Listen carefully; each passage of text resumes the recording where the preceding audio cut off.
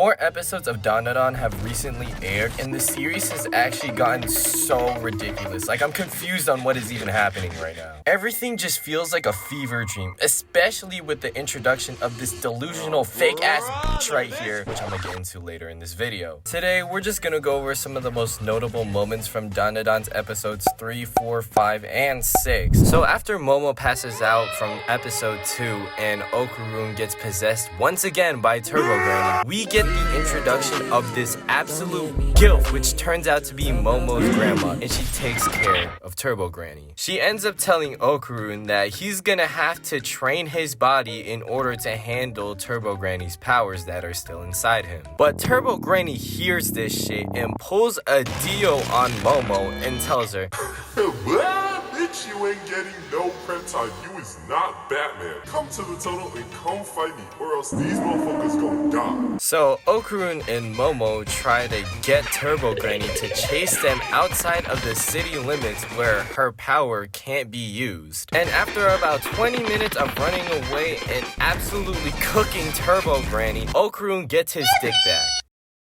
Well, at least he thought. See, he only got his dick back, but he failed to realize that his balls were still missing too. Like, bro, how do you not notice that your balls are missing? It's literally attached to your dick. You can't miss that shit. And he tried to tell Momo the situation at school, but she was low-key being embarrassed because she secretly has a crush on him and her friends were teasing her or whatnot. So she accidentally just tells him to go f off. Like, damn, girl, is it that hard to acknowledge you might be into him? Anyways, this predicament is what causes us to be introduced to this new main character. While moping and thinking about how Momo just told him to go screw off, he accidentally bumps into this strawberry shortcake-ass character whose name is Aira Shiratori. And at first glance, you might think that she seems super nice and really down to earth, and also maybe a little stupid. As soon as she starts flirting with this man Okurun, which honestly threw me off at first, because if you know anything about Okurun, this motherfucker has zero brains. His Turbo Granny transformation is the closest thing he's got to pulling the HUDs. And next thing you know, coincidentally, Momo comes and sees this bitch flirting and touching up on him and then saying goodbye. And you might be thinking,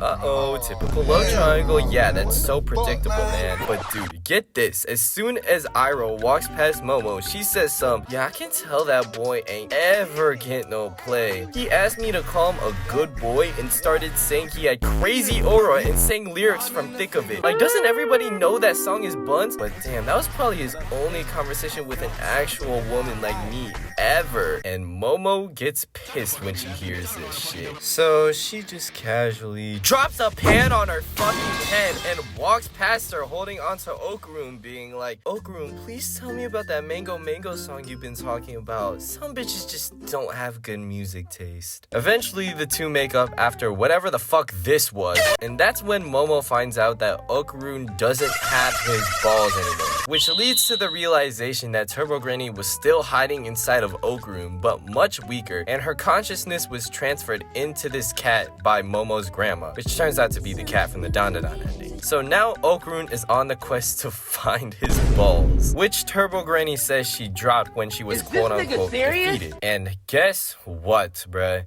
This bitch has them. And because she touched his balls, pause, she's some reason able to see curses and Momo's psychokinetic hands that dropped a fucking pan on her head. I don't even know how this makes any sense, but whatever. But because of this incident, she thinks that Momo is some spawn of the devil or some shit like that. So she gets her friends to jump Momo after school and uses this cross and rubs Okurun's balls in her face to try and exorcise her on some weird god complex shit. Okurun ends up finding them and tries to warn Momo about the curse that was following Aira, but it was too late. This creepy ass curse has a weird mother-daughter obsession and wanting girls to call her mommy, but she is literally the definition of being worse than Chop. She's literally grotesque shit.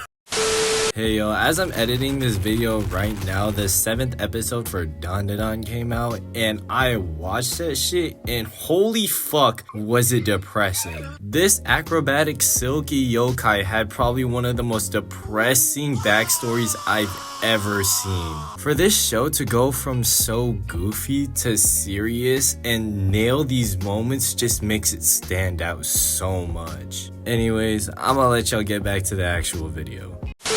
She gobbles up Aira, Okurun, and Momo. But you know that cross that Aira was using to try and exorcise Momo with? Yeah, that shit was a fucking lighter. And because she swallowed some of her hair that she used to trap Momo with, Momo lit her hair on fire from the inside out and she ended up throwing them up. Now, both Okurun and Momo are about to square up with this grotesque-ass curse. I'm not gonna lie guys, the quality of these past episodes have been so solid. As much as I shit on this anime for its stupidity, I don't think I've seen an anime that balances action, story, and romance so well into one pile of goofy-ass entertainment as Dandadan has so far. Anyways, that is gonna be it for today's video. I hope you guys enjoyed. If you guys did, please leave a like and a comment down below what anime you'd like me to do a video on next, and I'll see y'all in the next one. We out this hoe.